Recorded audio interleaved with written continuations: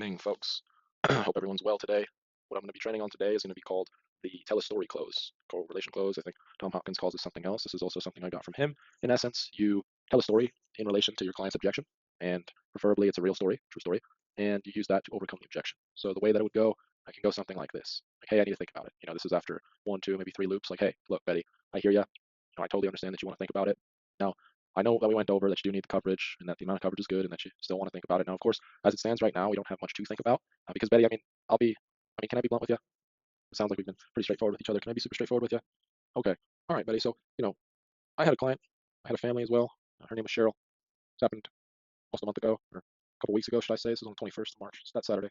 And Cheryl, she told me she wanted to think about it. I just told her the recommendations for the coverage. She understood that this wasn't an approval. She understood that she didn't know whether or not we qualified yet, and she understood that these were just recommendations based on what she told me, and that we still did need to submit a request for coverage to see whether or not she would be approved. However, she told me, "Hey, Nick, I want to think about this. I want to mull it over. I want to do all my research, and then I'll get back to you." And I said, "Okay, Cheryl, no problem. I'll get back to you." And so scheduled a meeting, and the meeting time comes, and she didn't pick up. Called her twice more, didn't pick up. Shot her a text, "Hey, are you okay?" And a few hours later, Cheryl called me back, or sorry, she texted me and she told me, "No, everything's not okay. I'm actually in the ICU." Now, of course, in terms of life insurance, that disqualifies her from any of the coverage we were looking at, and any real day one coverage, pretty much, period. So, I don't want that to happen to you. So, Betty, what we'll do is we'll just go ahead and submit the request for coverage for the bare minimum. That way, you have that peace of mind, you have your bases covered, and you know that you do have something in place. That way, God forbid, something does happen tomorrow or next week.